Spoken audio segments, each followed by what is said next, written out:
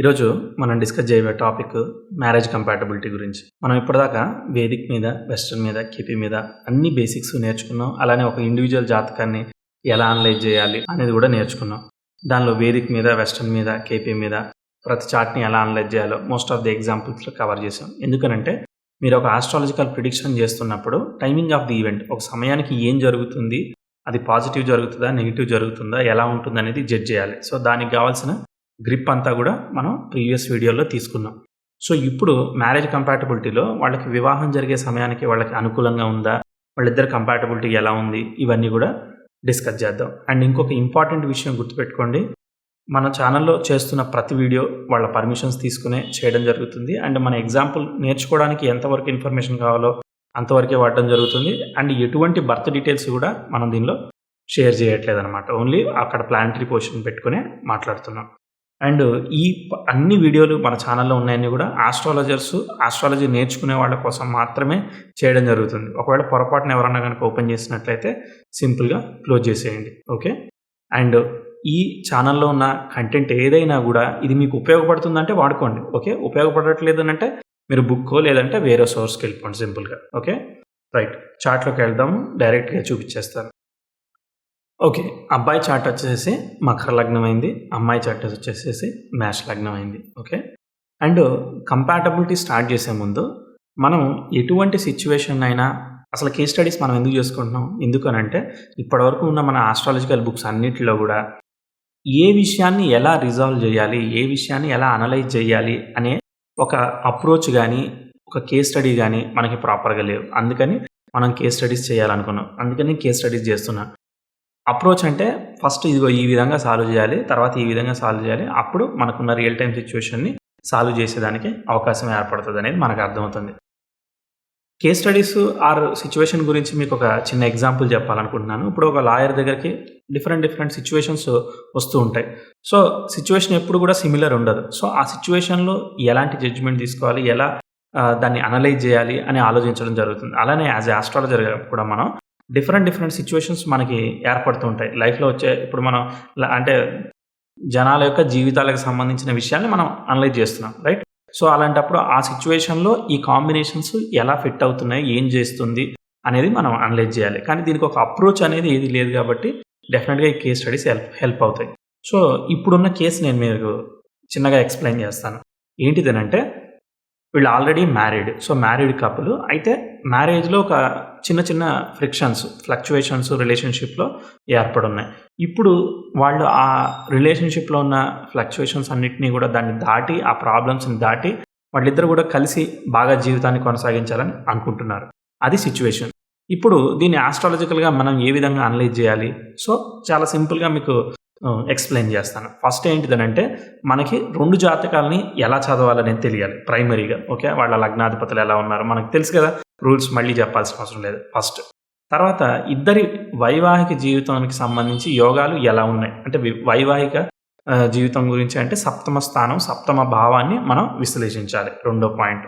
3వ పాయింట్, ఎప్పుడైనా ఒకళ్ళ మ్యారిటల్ లైఫ్ అనేది ఒక ఇండివిజువల్ చార్ట్ మీదనే కంప్లీట్గా డిపెండ్ కాదు. ఇండివిజువల్ చార్ట్ కొంతవరకు ఇద్దరు కదా, సో ఇద్దరు కలిసే మనం రెండింటిని కంబైన్ చేసే చూడాలి. ఒక ఇల్లు ఉంది, ఏ పిల్లర్ మీద నిలబడింది అనేది నువ్వు చెప్పలేవు. సో 4 పిల్లర్లు ఎలా తీసుకోవాలో 2 హోరోస్కోప్స్, దానిలో ఉన్న 9 గ్రహాలని మనం కంప్లీట్గా అనలైజ్ చేస్తేనే మనకి ఫుల్ క్లారిటీ వస్తుంది. ఇప్పుడు మన సాంప్రదాయ జ్యోతిష్యంలో ఓన్లీ 36 గణాలకు 18 గుణాలు వస్తే ఓకే సరిపోద్ది అని అనుకుంటే సరిపోదు అనమాట. మిగిలిన అన్ని చెక్ చేయాలి. ఇప్పుడు మనం కంపాటబిలిటీలో, వేదిక్ కంపాటబిలిటీలో అన్ని గ్రహాలని కన్సిడర్ చేసే విధమైన కంపాటబిలిటీని ఇంక్లూడ్ చేసాం. సో అప్పుడు కూడా మీకు అర్థమవుతుంది, ఓకే కంపాటబిలిటీ బాగుంది. అలానే వివాహం చేసుకునే సమయానికి వాళ్ళకి మంచి దశ పీరియడ్స్ లేదంటే ఎలా ఆపరేట్ అవుతున్నాయి, ఓకే గోచారం ఎలా ఆపరేట్ అవుతుంది అంటే ఎలా ఆ పొజిషన్స్ ఎలా ఉన్నాయి, ఆ ప్లానెట్స్ ఏ విధంగా సిగ్నిఫై చేస్తుంది. అలానే వివాహం చేసుకున్న సమయానికి ఒకసారి పాజిటివ్గా ఉన్న ఒక 2 ఏళ్లలోనో 3 ఏళ్లలోనో ప్రతి మనిషికి మంచి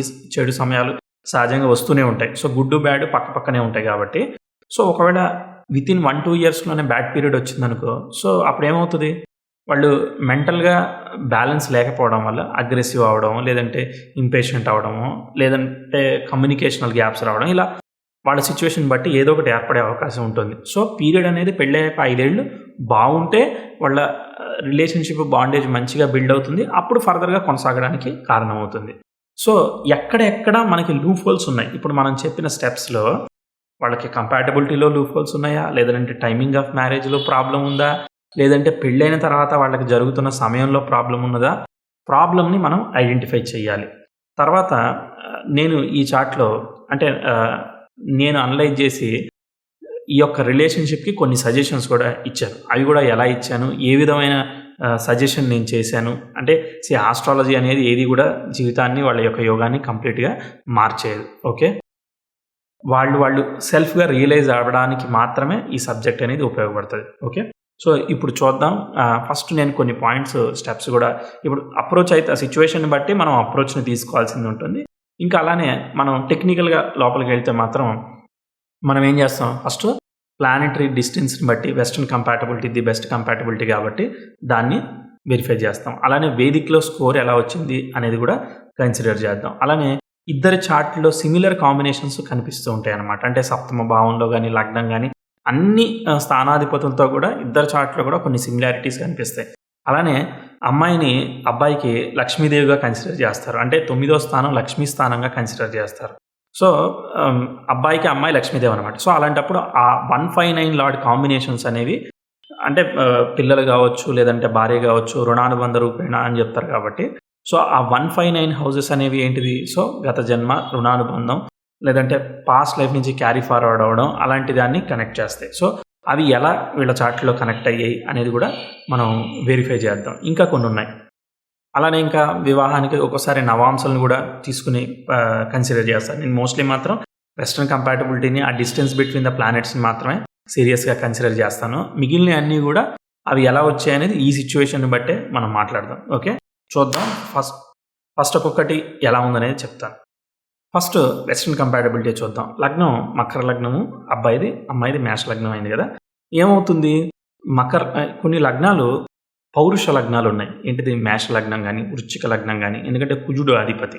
తర్వాత సింహ లగ్నం రవి అధిపతి. సో, తర్వాత మకర లగ్నం శని అధిపతి. సో, ఇవన్నీ కూడా బేసికల్లీ అంతా పౌరుష లగ్నాలనమాట. అంటే ఒక మాట అంటే ఒక మాట అనవసరంగా అనడం ఉండదు. ఒక మాట అనవసరంగా తీసుకోవడం ఉండదనమాట. సో, లగ్నాధిపతులు కూడా కంప్లీట్‌లీ పాపగ్రహాలు. సో, కాబట్టి మ్యాల్ఫిక్స్ ఎప్పుడు కూడా పాపగ్రహాలు పనిష్మెంట్ ఇవ్వడానికి గాని, రివెంజ్ తీర్చుకోవడానికి గాని రెడీగా ఉంటాయన్నమాట. సో, కాబట్టి అలాంటప్పుడు అలాంటి లగ్నాలకి వేరే అంటే బేసికల్లీ లగ్న పంచమ భాగ్యాధిపతులు. అలానే 159 లగ్నాలు కొంత ఫ్రెండ్లీగా ఉండే అవకాశం ఉంటుంది. అలా కాకుండా కొన్ని సందర్భాల్లో వేరే వేరే లగ్నాలు కూడా వివాహం అవుతూ ఉంటుంది. అలాంటప్పుడు ఆ కంపాటబిలిటీలు ఎలా ఉంటాయి, ఏంటి అనేది మిగిలిన గ్రహస్థితి బట్టి ఆధారపడి ఉంటది. బట్ ప్రిలిమినరీగా చెక్ చేయడానికి, అంటే బేసిక్‌గా చెక్ చేయడానికి మాత్రమే చంద్రుడిని 36 గుణాలకు 18 వచ్చాయా లేదా అనేది వెరిఫై చేస్తారనమాట. అదే కంప్లీట్ కంపాటబిలిటీ చెక్ కాదనమాట. చాలామంది భ్రమపడుతుంటారు.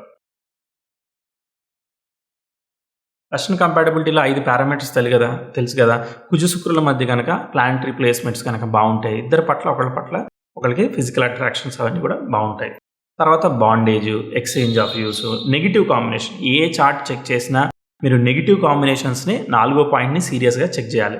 తర్వాత నెక్స్ట్ వచ్చేసేసి వాళ్ళకి పెళ్ళైనాక ప్రోగ్రెషన్స్ ఎలా జరుగుతున్నాయి, ఇద్దరికీ ఎలా జరుగుతున్నాయి. అలానే ఒక్కోసారి మీకు కంపాటబిలిటీలో ఈ ప్లానెటరీ యాస్పెక్ట్స్ అన్నీ సరిపోయినా కొన్నిసార్లు వాళ్ళ బ్యాడ్ యాస్పెక్ట్స్‌లోకి ఎవరో ఒకళ్ళ ప్రోగ్రెసివ్ ప్లానెట్స్ వెళ్లి ఇన్వాల్వ్ అవ్వడం, ఎవరో ఒకళ్ళకి బ్యాడ్ టైమ్ జరగడం ఇలాంటివి కూడా క్రేజీగా జరుగుతుంటాయి. అలాంటప్పుడు చాలా సీరియస్‌గా ఇష్యూస్ రిలేషన్‌షిప్‌లో ఫ్లక్చుయేషన్స్ ఇస్తాయి. ఒరిజినల్‌గా వాళ్ళకి ఆ ప్లానెట్ సంబంధించి నెగెటివ్ ఇన్‌ఫ్లుయెన్స్ ఉంటుంది. దానిలోనూ మళ్ళీ అబ్బాయి అంటే 100 కిలోలు ఎత్తినోడి మీద ఒక 10 గ్రాములు బరువేసినా కూడా అది బరువు అవ్వచ్చనమాట. సో, అట్లా అది వెయిట్ అనేది విపరీతంగా పడేదానికి కారణమవుతుంది. సో, దానివల్ల ఆటోమేటిక్‌గా ఫ్లక్చుయేషన్స్ రిలేషన్‌షిప్‌లో ఏర్పడతాయి. చూద్దాం.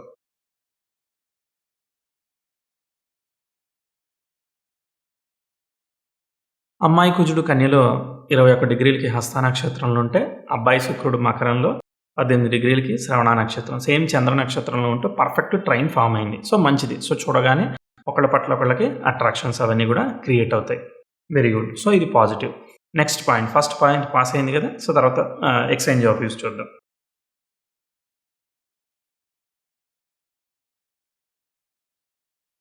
అమ్మాయి బుధుడు 5 డిగ్రీలకి త్వరలో ఉంటే, అబ్బాయి కుజుడు కుంభంలో 4 డిగ్రీలకు ఉన్నాడు కదా!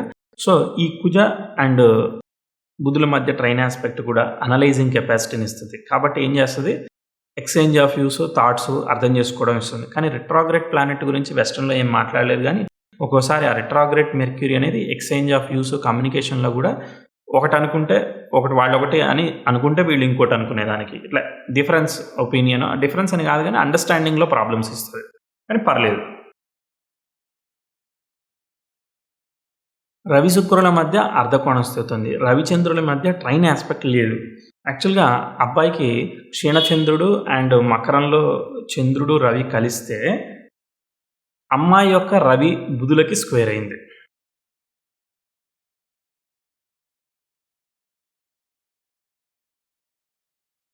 అండ్ అబ్బాయి యొక్క సప్తమ భావానికి అమ్మాయి రవి పర్ఫెక్ట్‌గా స్క్వేర్ చేస్తున్నాడు. మకర లగ్నానికి అష్టమాధిపతి ఎప్పుడైతే అక్కడ అంటే తులారాశిలో ఉండి స్క్వేర్ ఇస్తున్నాడో, అమ్మాయి చేసే అంటే ఈగో క్లాషెస్ అనమాట. అంటే అమ్మాయి డామినెంట్‌గా బిహేవ్ చేసిందనుకో, అది అబ్బాయి తీసుకోలేకపోతుంటాడు. డిస్టర్బ్ అవుతాడనమాట. ఓకే. నువ్వు ఖచ్చితంగా ఇదే చేయాలని రిస్ట్రిక్ట్ చేసిందనుకో, అప్పుడు ప్రాబ్లమ్ అవుతుంది కదా!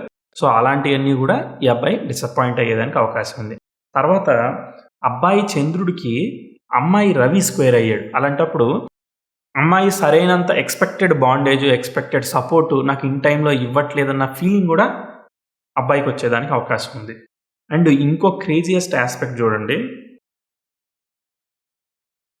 అబ్బాయికి ఒరిజినల్‌గానే ఇక బేసిక్ ఆస్పెక్ట్స్ అర్థమైనాయి. పర్లేదు. ఇంక నెగెటివ్ ఆస్పెక్ట్స్ చూడండి. నెగెటివ్‌గా అబ్బాయికి మకరంలో చంద్రుడు అండ్ తులలో శని. అంటే సప్తమాధిపతి లగ్నంలో ఉన్నాడు. శని దశమంలో లగ్నాధిపతి ఉన్నాడు. అది ఓకే. కానీ ఈ స్క్వేర్ ఆస్పెక్ట్ అంటే కేంద్ర దృష్టి యాజ్ పర్ ద వెస్టర్న్ కేంద్ర దృష్టి క్షీణచంద్రుడికి అండ్ శనికి స్క్వేర్ ఆస్పెక్ట్‌లో అమ్మాయి యొక్క రవి ఇన్వాల్వ్ అయిపోయాడు. సో, ఆ రవి ఎప్పుడైతే శనిని కంజాయింట్ అవుతాడో, సో, బోల్డ్ డెసిషన్స్, బోల్డ్ డైలాగులు అంటే ఒక్కోసారి మనం ఎదుటి వాళ్ళకి చాలా స్ట్రెయిట్ ఫార్వర్డ్‌గా మాట్లాడామనుకో హర్ట్ అవుతారు కదా! సో, అట్లా చాలా స్ట్రెయిట్ ఫార్వర్డ్‌గా వాళ్ళ మధ్య కమ్యూనికేషన్ గనక జరిగిందనుకో, కమ్యూనికేషన్ జరిగితేనే స్ట్రెయిట్ ఫార్వర్డ్‌గా జరిగేదానికి అవకాశం ఉంది. సో, అలాంటప్పుడు వాళ్ళకి ఒపీనియన్ డిఫరెన్సెస్, ఈగో క్లాషెస్, ఒకళ్ళని అజమాయిషీ చేయాలని, కమాండ్ చేయాలనే ప్రాసెస్‌లో వాళ్ళు రిలేషన్‌షిప్‌లో ప్రాబ్లమ్స్ ఫేస్ చేసేదానికి అవకాశం ఏర్పడుతుంది. అంటే ఏ ప్లానెట్ ఎలాంటి ఆస్పెక్ట్ ఏమి రిజల్ట్ ఇస్తది, వాళ్ళ రిలేషన్‌షిప్‌లో ఏమవుతుందనేది 2 చార్ట్‌లో ఉన్న కాంబినేషన్స్‌ని మనం ఓవర్‌లాప్ చేసి చూడాలి. అక్కడ ప్లానెట్‌ని ఇక్కడ, ఇక్కడ ప్లానెట్‌ని అక్కడ పెట్టి చూడాలి. ఇది ప్రాబ్లమ్. ఓకే. అమ్మాయికి ఒరిజినల్‌గానే సన్ ట్రైన్ మూన్ ఉంది. కానీ రవి, చంద్రులు ఇద్దరూ ఒకే నక్షత్రాల్లో లేరు. అది పర్ఫెక్ట్ ట్రైన్. ఇది కూడా ట్రైన్ ఆస్పెక్ట్ గాని అక్కడ గురు నక్షత్రంలోకి చంద్రుడు అయిపోయాడు కదా! అంటే రిలీవింగ్ ట్రైన్ ఆస్పెక్ట్‌లో ఉన్నాడు. అంటే పర్ఫెక్ట్‌గా లేదనమాట. ఇప్పుడు ఇంకా కొన్ని చూద్దాం.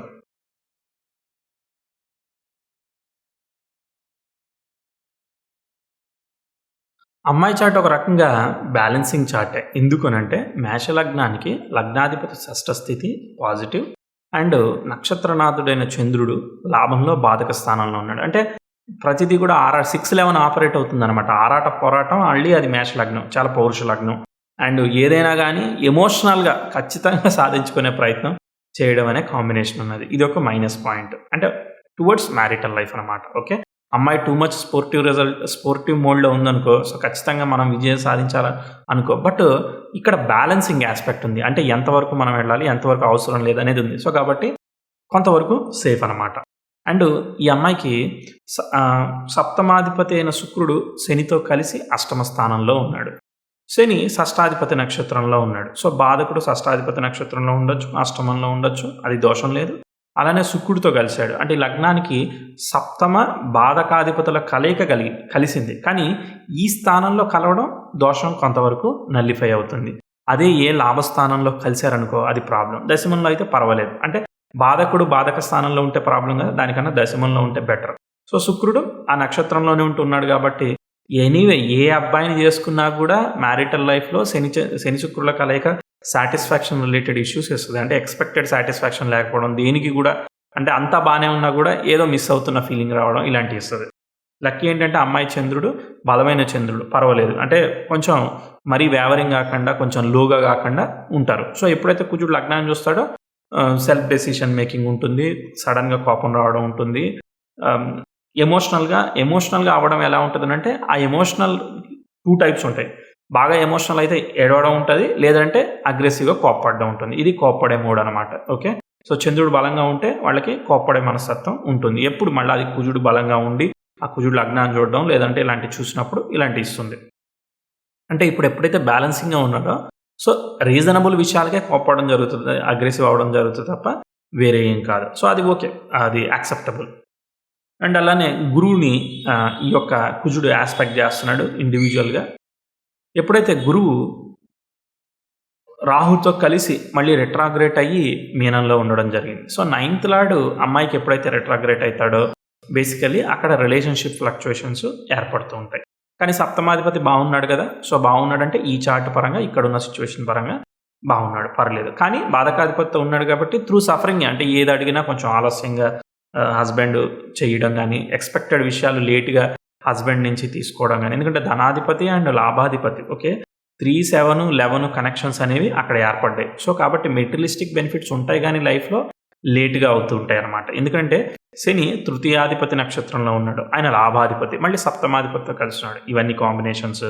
అలానే పంచమ షష్టాధిపతులైన రవి అండ్ బుధులు ఇద్దరు కూడా సప్తమంలో ఉన్నారు. సో షష్టాధిపతి సప్తమంలో ఉండొచ్చా?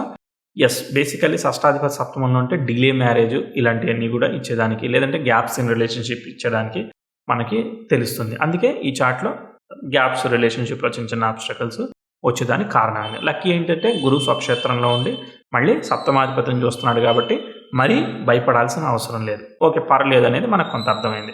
ఇప్పుడు రెండో చార్ట్లో మనం అబ్బాయి చార్ట్ని అనలైజ్ చేద్దాం. అబ్బాయికి కూడా చూడండి షష్టాధిపతి సప్తమాధిపతి కలయిక, అమ్మాయి కూడా అదే కాంబినేషన్. నేను చెప్పా కదా సిమిలర్ కాంబినేషన్స్ కనబడుతూ ఉంటాయి.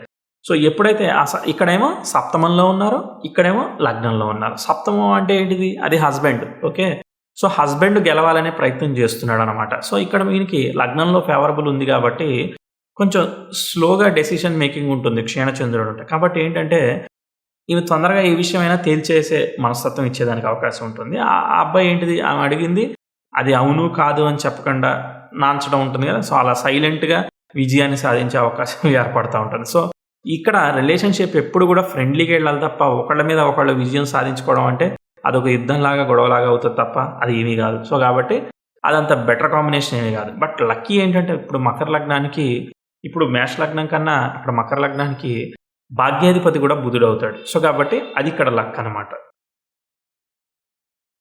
బుధుడు మళ్ళీ రవి నక్షత్రంలో ఉంటూ రెట్రాగ్రేట్ అయ్యాడు కాబట్టి 6th and 9th లార్డ్ అయ్యాడు కాబట్టి ఆన్ అండ్ ఆఫ్ ఎప్పుడైతే సప్తమాధిపతి మకర లగ్నానికి బుధుడు సప్తమంలో ఉన్న, సప్తమాధిపతితో కలిసిన, సప్తమంలో ఉన్న నక్షత్రం బుధ నక్షత్రం ఆక్యుపై చేసిన అంటే 6, 9 ఆపరేట్ అవుతాయి కాబట్టి రిలేషన్షిప్ పోదు. కాకపోతే ఏంటంటే ఆన్ అండ్ ఆఫ్ రిలేషన్షిప్. 10 రోజులు బాగా మాట్లాడుకుంటారు, 10 రోజులు కొట్టుకుంటారు, 10 రోజులు బాగుంటారు, 10 రోజులు ఇదే ప్రోగ్రామ్ అనమాట రెగ్యులర్గా.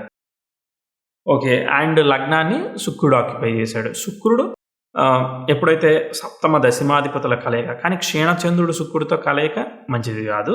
అండ్ సహజంగా మకర లగ్నానికి సహజ శుభుడు మామూలుగా చంద్రుడికి ఒకే ఒక ఆధిపత్యం ఉంది కదా, సో కానీ ఇక్కడ క్షీణచంద్రుడు అయ్యాడు కదా, పర్వాలేదు. మళ్ళీ క్షీణచంద్రుడు అయ్యి పూర్ణచంద్రుడు అయితేనేమో మకర లగ్నానికి ఒక పాపగ్రహంతో కలిస్తే బాగుంటుంది. క్షీణచంద్రుడు అయ్యి మళ్ళీ పాపగ్రహంతో కలిశాడు. ఎవరితో కలిశాడు? రవితో కలిశాడు. అండ్ మళ్ళీ బుధుడు కూడా అర్ధశుభుడు కాబట్టి అక్కడ పాపతో కలిశాడు కాబట్టి బుధుడు కూడా పాప అయిపోయాడు. సో కాబట్టి 2 పాపగ్రహాలతో చంద్రుడు కలిశాడు. ఒకటి అష్టమాధిపతితో కలవడం వల్ల రిలేషన్షిప్లో అన్ఎక్స్పెక్టెడ్ టెన్షన్స్, ప్రాబ్లమ్స్ ఉంటాయి. కానీ చూడండి చంద్రుడు పొజిషనల్ స్టాటస్లో ఉంటూ లగ్నం చంద్ర నక్షత్రంలోనే పడింది కాబట్టి ఈజ్ వెరీ స్ట్రాంగ్ డెఫినెట్లీ. కాబట్టి మూన్ అనేవాడు మరీ అక్కడ అఫ్లిక్ట్ అయ్యిందని చెప్పను, కానీ మూన్ చుట్టూ చిన్న చిన్న కాంప్లికేషన్స్ ఉన్నాయన్నమాట. సో ఆ అఫ్లిక్షన్ వల్ల, ఆ ప్రాబ్లమ్స్ వల్ల చిన్న మధ్యలో ప్రాబ్లమ్స్ ఏర్పడతాయి. కానీ సప్తమాధిపతి ఎప్పుడైతే లగ్నం మీద ఉన్నాడో కమిట్మెంట్ ఇన్ రిలేషన్షిప్ అనమాట. అంటే నేను నా భార్యను బాగా చూసుకోవాలి, నేను నా భార్యతో బాగుండాలి అనే కోరిక, ఇంట్రెస్ట్, అదంతా కరెక్ట్గా ప్రాంప్ట్గా ఉండేదానికి కారణం అవుతుంది. దశమాధిపతితో కలిశాడు. సో ఇంకోటి జాతకంలో విశేష యోగం ఉంది, లగ్న దశమాధిపతుల పరివర్తన యోగం. హీజ్ వర్కాలిక్ అనమాట. సో ఎప్పుడైతే లగ్న దశమాధిపతులు పరివర్తనం చెందారో అండ్ సప్తమాధిపతి నక్షత్రంలో అక్కడ ఉన్నాడో పెళ్ళైనాక కలిసి రావడం, ఇంప్రూవ్మెంట్ రావడం అనేది సహజమైన కాంబినేషన్. సార్ నాకు మళ్ళీ నన్ను వక్రీకరించండి, డైవర్సిఫై చేయకండి, ఎందుకంటే నాకు ఆ కాంబినేషన్ ఉన్నది, మరి నాకు గాలే మీరు చెప్పిందంటే మిగిలిన అన్ని పారామీటర్స్ తర్వాత దశ సీక్వెన్స్ ఇంకా వేరే వేరే కన్సిడర్ చేయాలి. ఇప్పుడు అలా ఉంది కానీ కాంబినేషన్ మళ్ళీ ఇక్కడ షష్టాధిపతి అష్టమాధిపతి చేరారు కదా. సో కాబట్టి రిలేషన్షిప్లో ఒక ఫ్రిక్షన్ తర్వాత ఆ ఇంప్రూవ్మెంట్ ప్రోగ్రెస్ ఉండేదానికి అవకాశం ఉంటుంది. కానీ అదంతా మనం ప్రోగ్రెషన్స్ చూసి మళ్ళీ జడ్జ్ చేద్దాం, మళ్ళీ మాట్లాడదాం. బట్ ఎనీవే లగ్న దశమాధిపతుల పరివర్తనం సూపర్. అండ్ చంద్రుడున్న శుక్రుడు చంద్ర నక్షత్రంలో ఉంటే లగ్నం మీద ఉన్నాడు, వెరీ గుడ్, బాగుంది, మరీ కంగారు పడాల్సిన అవసరం లేదు. అండ్ శని వచ్చేసి రాహు నక్షత్రంలో ఉంటే రాహు 6వ ఇంట్లో ఉన్నాడు. చూడండి సిమిలర్ కాంబినేషన్. మళ్ళీ ఇక్కడ మేష లగ్నానికి లగ్నాధిపతి అయిన కుజుడు 6లో ఉన్నాడా? ఎస్, 6లో ఉన్నాడు. అండ్ అలానే శని దశమంలో ఉన్న 6లో ఉన్న రాహు యొక్క నక్షత్రంలో ఉన్నారు. అంటే ఇద్దరు కూడా ఒక పెద్ద పెద్ద పోరాట యోధులే. సో ఎవరు తక్కువలు కాదు, గట్టిగానే పోరాడుతూ ఉంటారనమాట. అక్కడ రాహువు సాట్రాన్, so which is very powerful. మనం మార్స్ మూన్ కన్నా కంపేర్ చేస్తే అనమాట. ఓకే. అండ్ ఇక్కడ యోగం బలంగానే ఉంది. అంటే ఒరిజినల్గా లగ్నాధిపతి బాగున్నాడు అండ్ సప్తమాధిపతి చిన్న చిన్న ఫ్రిక్షన్స్ ఉన్నా బాగానే ఉన్నాడు అని కన్సిడర్ చేయొచ్చు అనమాట. సో కాబట్టి మరి కంగారు పడాల్సిన కాంబినేషన్స్ ఏమీ లేదు. మంచి పాయింట్స్. అండ్ మేజర్ కాంబినేషన్ ఈ చార్ట్లో సిమిలర్గా సప్తమ భావానికి సంబంధించి మనకు కనిపించింది ఏంటంటే సప్తమంలో బుధ రవులు పంచమ షష్టాధిపతుల కలయిక ఉంది. అలానే ఇక్కడ కూడా మనకి పంచమ షష్టాధిపతుల కలయిక. ఓకే, అది సప్తమ స్థానంలో ఉంది. ఇక్కడేమో సప్తమాధిపతితో కలిసి ఉంది. ఇక్కడ లగ్నంలో పంచమాధిపతి ఎవరు? శుక్రుడు, అలానే బుధుడు, వాళ్ళిద్దరూ కలిసి చంద్రుడితో కలిసి లగ్నం మీద ఉండడం జరిగింది. ఇక్కడేమో సప్తమంలో ఉండడం జరిగింది. కాబట్టి సప్తమం అనేది ఆపోజిట్ పార్టీ, లగ్నం అనేది మనం అన్నమాట. సో కాబట్టి ఆ అమ్మాయికి ఏమైంది? ఆమె ఎంత అగ్రెసివ్ అయినా, ఆమె ఎంత బ్యాలెన్స్డ్ అయినా ఇప్పుడు హస్బెండ్ చెప్పిన మాట వినాల్సి వస్తుంది అనమాట, ఆబ్వియస్లీ. Okay, right. క్షీణచంద్రుడు కాబట్టి కొంచెం కంట్రోల్ తెచ్చుకోవడానికి టైం పడుతుంది. ఓ రకంగా జూపిటర్ ట్రైన్ యురేనస్ ఉంది. అమ్మాయి చాలా intelligent and very balanced, so problem ఏం లేదు. కానీ ఆ రవి మనకి వెస్టర్న్ ఆస్పెక్ట్ పరంగా అక్కడ 7th హౌస్కి స్క్వేర్ ఆస్పెక్ట్ ఫామ్ అవ్వడం అనేది మైనస్ పాయింట్.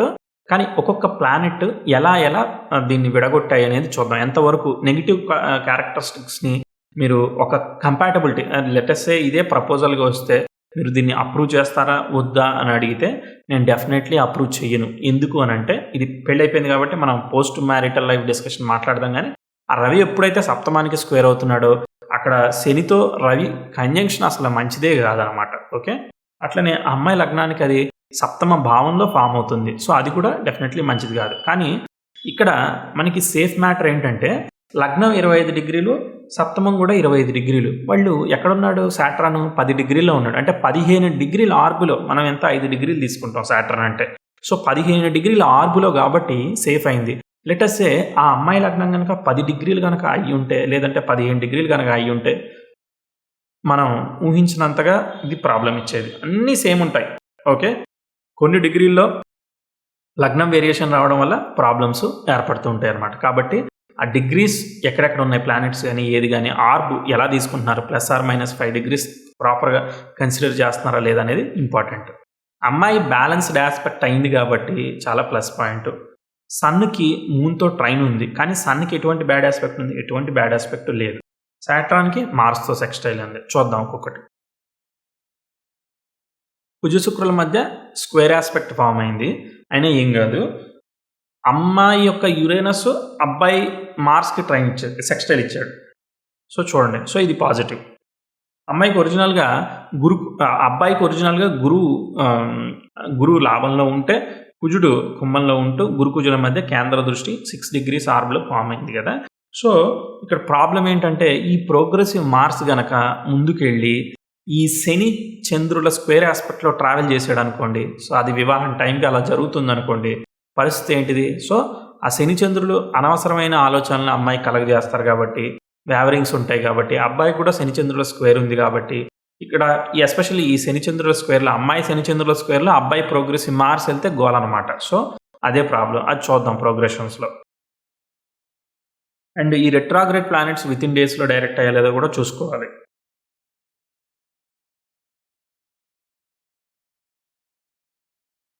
ఇక్కడ ఇంకో పాయింట్ చూడండి. ఒరిజినల్గా అబ్బాయికి శనిచంద్రులకి స్క్వేర్ ఆస్పెక్ట్ ఉన్న ఇక్కడ కంట్రోలింగ్ ఫ్యాక్టర్ వచ్చేసి అబ్బాయికి ఒరిజినల్గా గురుచంద్రులకు కూడా అర్ధకోణ స్థితి యురేనస్ సెక్స్టైల్ మూన్ ఉంది కాబట్టి విచ్ ఈజ్ వెరీ సేఫ్.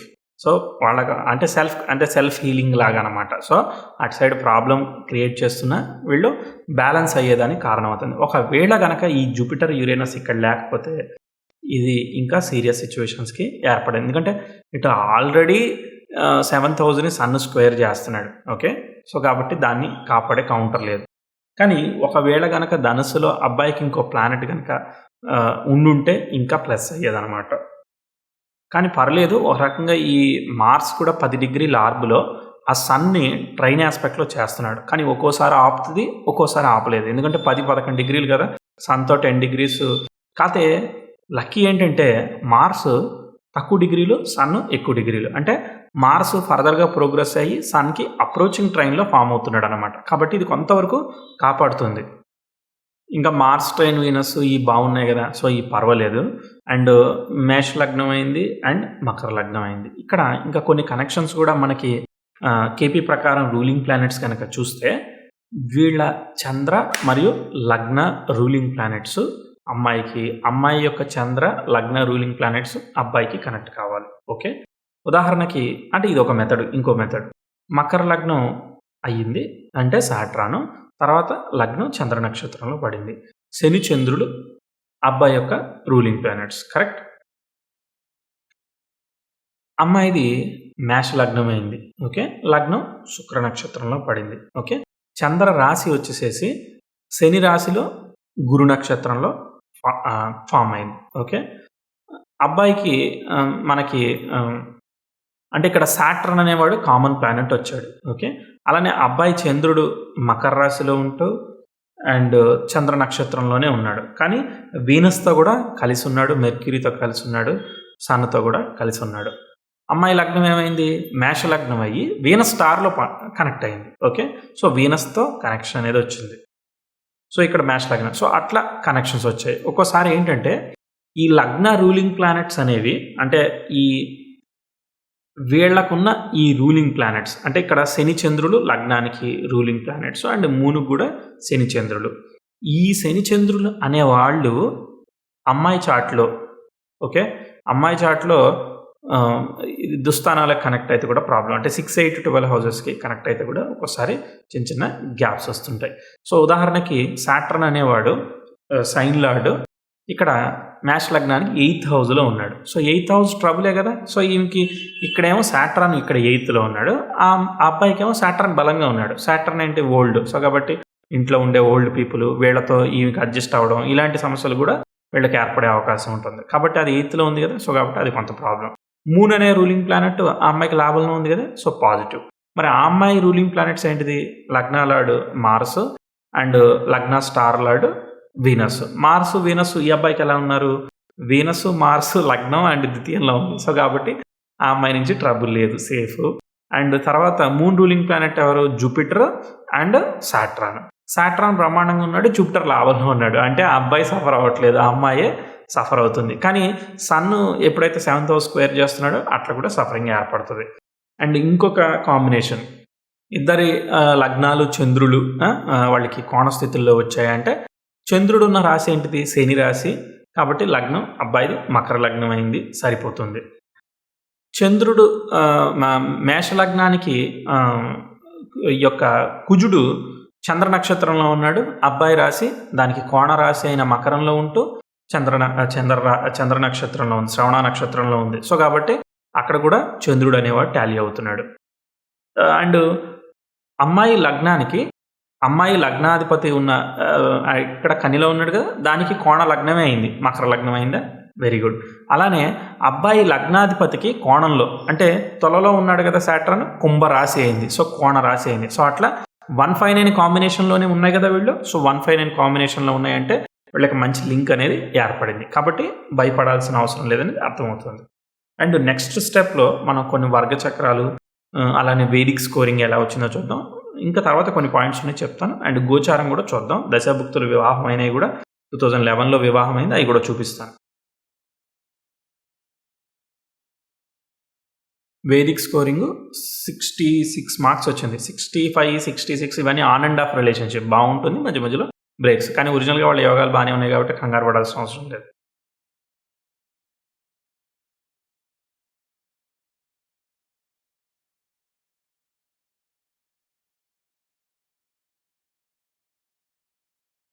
నేను ఇంపార్టెంట్ పాయింట్స్ రౌండప్ చేస్తున్నాను. నాడీ దోషం అంత పెద్దగా లేదు. అలానే యోని కూటమి కూడా బానే మ్యాచ్ అవుతుంది. అండ్ అట్రాక్షన్స్ అవన్నీ బానే ఉంటాయి రిలేషన్‌షిప్. అండ్ నెక్స్ట్ కుజ దోషం కూడా మరీ ఇన్‌ఫ్లుయెన్స్ ఏం లేదు. అండ్ తర్వాత కుజ శుక్రుల మధ్య ఆ యొక్క పొజిషన్స్ కూడా చూస్తే అక్కడేమి అష్టాష్టక దిద్వాదశాలు పెట్టలేదు. మూన్ కూడా ఒకళ్ళ లగ్నం నుంచి ఇంకోళ్ళ లగ్నానికి అలా లేదు కాబట్టి సో మెంటల్ ప్రెషర్ అనేది క్రియేట్ కాదు. పర్వాలేదు. ఓకే. స్కోరింగ్ అనేది పర్వాలేదు. తర్వాత నవాంశ లగ్నాలు చూద్దాం. అబ్బాయిది ఏంటిది మకర లగ్నం, మకర రాశి. నవాంశ లగ్నం మేష లగ్నం అయ్యి మేష రాశి అయింది. సప్తమంలో భాగ్యాధిపతి అయిన గురువు ఉండి మళ్ళీ తృతీయంలో సప్తమాధిపతి ఉంటూ దాన్ని ఆస్పెక్ట్ చేస్తున్నాడు. అంటే మ్యారిటల్ లైఫ్ ఎలా ఉంటుంది? భాగ్యాధిపతి ఎప్పుడైతే సప్తమాధిపతిని చూస్తాడో సేఫ్ అనమాట. అంటే యాంటీవైరస్ వేసుకున్నట్టే ఇక.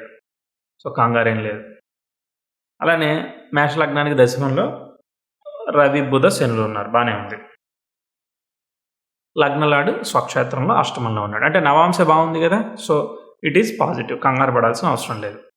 కాకపోతే శుక్రుడు కేతువుతో ఉన్నాడు కదా. సో కాబట్టి రిలేషన్షిప్లో emotional breaks, bit of obstacles ఉంటాయి. తప్పదు కదా, దాన్ని ఫేస్ చేయాలి. అమ్మాయిది కన్యా లగ్నం అయ్యి అష్టమ లాభాధిపతి అయిన బుధుడు లగ్నం మీద ఉన్నాడు. అమ్మాయికి సప్తమాధిపతి అయిన శుక్రుడు దశమంలో ఉన్నాడు. ఈ వృశ్చిక లగ్నానికి సప్తమ వ్యయాధిపతి అయిన వాడు దుస్థానాల్లో ఉంటేనే కొంతవరకు బెటర్ రిజల్ట్ ఇస్తాడు. దశమంలో ఉన్నాడు కదా, కొంతవరకు ఓకే. కానీ ఇది ఏమైనా కూడా కొంచెం రిలేషన్షిప్ పరంగా కొంచెం ఇబ్బందులు ఇస్తాడు. ఏంటిది? ఆ అమ్మాయిది మేష లగ్నం. మేష లగ్నాత్ తీసుకుంటే ఆ సప్తమాధిపతి పంచమ కోణంలో ఉంటున్నాడు. అక్కడ కూడా అలా కంపేర్ చేస్తే ఇక్కడ లగ్నాన్ని కనుక మనం అక్కడ ఆ మేష లగ్నంలో పెడితే అంటే ఇది ఆ వృశ్చిక లగ్నం కదా. ఈ వృశ్చిక లగ్నానికి సప్తమాధిపతి అమ్మాయికి శుక్రుడు కదా. శుక్రుడు లగ్నం మీద శనితో కలిసి ఉన్నట్టు అనమాట. అంటే మనం వయసు వేసరా కంపేర్ చేస్తున్నాం, ఏం లేదు.